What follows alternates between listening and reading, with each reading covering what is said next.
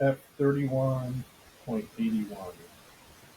F90.0 are DSM codes that have led to F10.20, F11.20, F12.20, F13.20, and F16.20. What happens when we lose a part of ourselves that was never whole or developed? This is my story of loss. It is impossible to narrow it down to three significant losses, and my life of loss comes down to secretly living with undiagnosed mental illness, which led to self-medication with various substances. Growing up, I had one what people would call a normal family. Both parents worked. We had a house in Napa, went to Catholic school, had family vacation, etc. When I was 4 or 5, I had a traumatic event happen to me. I don't want to share the details, but I locked it away for about 45 years. I always felt something was wrong since I was in elementary school. I would get sick in my stomach and didn't want to go to school. I would get sad for no reason, lose motivation, and want to just be by myself. Then I would have energy and motivation and would have lots of ideas that I wanted to do. These episodes were few and far between, but would last for months before they would fade and I would go back in the opposite direction. I never said anything because I thought everyone experienced it. I was 14 years old when I first got drunk, and it was something I did not do too often. But my junior year, I started binge drinking most weekends. Senior year, I started smoking marijuana, and I was off to the races. I was 18 when I first had my first severe episode of depression. I had moved to Phoenix, Arizona for school, and I was so depressed I started getting suicidal thoughts. I got a plan to drive to the Grand Canyon and jump off.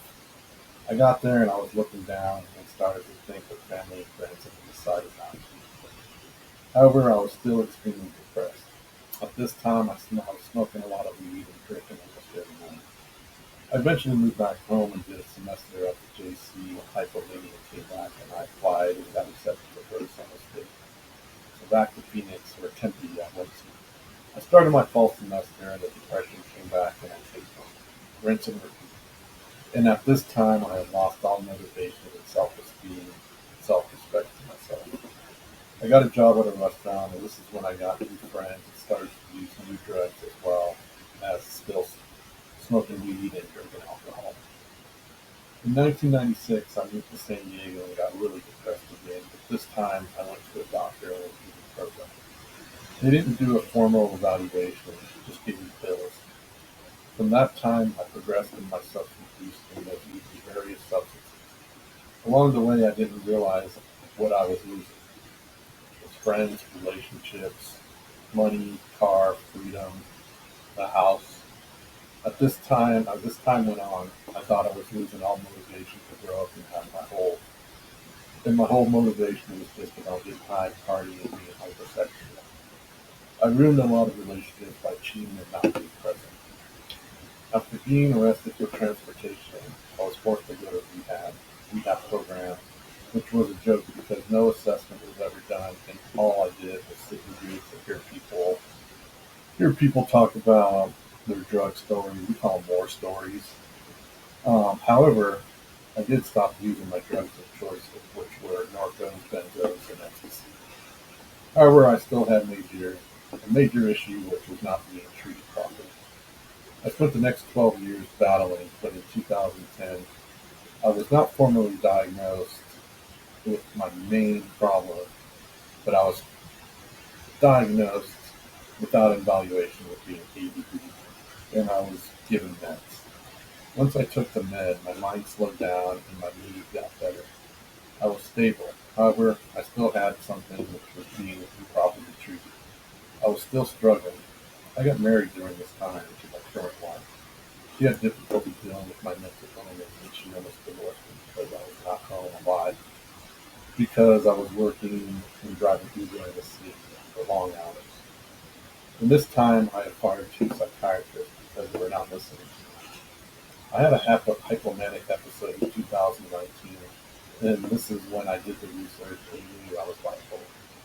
So I hired the one psychiatrist that I had, and she refused to do a full evaluation. She didn't think I had any of that. I would often think, what is going on with me? I would feel discouraged because I felt like I wasn't getting the help I deserved, and it would make me start losing confidence in the system. The only thing I knew that helped was self-medication. During my addiction, I always surrounded myself with people who could give me what I wanted and or had the same interests, which was music. I would stay away from my parents and family because I knew my parents were disappointed in what I had become. In the beginning of 2020 is when I found my current psychiatrist and took the time to do a full evaluation. I was given the diagnosis of F90.0 bipolar 2 disorder and F31.81 ADHD, predominantly inattentive presentation. Um, that's the type of ADHD. I was prescribed a mood stabilizer and taken off the SSRIs. Before being diagnosed, I literally had taken every SSRI out there, and then some. You know what they call it? They call it trial and error. That's what people with mental illness have to go through. And I always say it to my patients, like being a guinea pig. You know, they do this, do that, do this to see what helps. You know, if this doesn't work, we'll give you this. If that doesn't work, we'll give you this. Oh, this has been working, but now it's not working, so they have to give you this or add this on it before you know you're on several different meds, which I do right now. I have never been formally diagnosed with substance use disorder, but being in the field, I've assessed myself, and I have 5 diagnoses, which of course are all in full remission. With these diagnoses, I have not only lost myself, but it left a path of destruction throughout my life. I feel naming just 3 would diminish everything that makes me who I am today.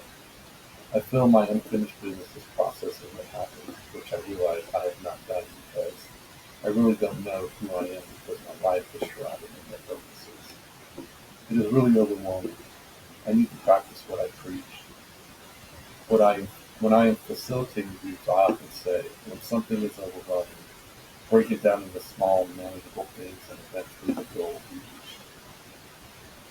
I say we have to put in the work. The changes we seek will take time, and we have to be patient in order to see the results. Of course, it's going to be uncomfortable because we are not used to being patient and being uncomfortable. We're humans. We don't like to be uncomfortable. We are used to taking the easy way and not dealing with things by having a quick solution, which is to use. I need to break it down and deal with it one small piece at a time. I have made some progress in realizing just how bad my mental illness and substance use was. Recently, I've been going to a mental illness support group here in Napa every month and weekend. It is really helpful in giving and getting support. It's really helpful in giving and getting support. I feel a connection with everyone in the group. I like the fact that anyone can go and discuss their feelings without judgment. I didn't have anyone I could talk to about what I was doing except my wife. In my culture, you don't talk about your feelings. You know, that's just not acceptable. Or you will be looked at as being weak. I'm not a spiritual person, and this is something I will eventually explore, but at this point, I haven't processed my whole experience with religion while I'm Catholic school. All I know is it soured me too big.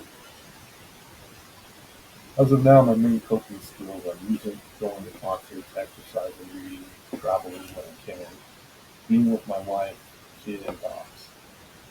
However, music is something I have always used to lose myself in, even if it is just for a few minutes. It takes me away from what is on my mind. I try to take care of myself more, and it all starts with staying sober and taking my meds. Losing myself led to many other losses in my life. It has made me who I am today. If I could go back, I wouldn't change anything, because this makes me who I am today, and has led me to the profession I am in. I am a substance use counselor, and I love what I do because I can help those that are attempting to recover from their own losses. I often wonder if I am doing good and if the patients are getting anything from the groups, even if I am getting positive feedback from the patients. Although I am just beginning to process my life, I am starting to recognize the times I was hypomanic.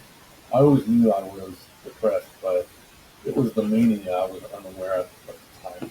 I feel I will always be processing my past. because I have 46 years to sift through.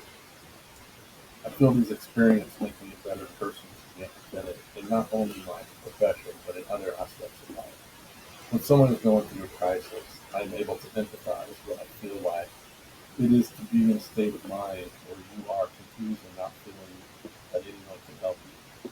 I'm better able to acknowledge and accept the mixed emotions that come with these crises.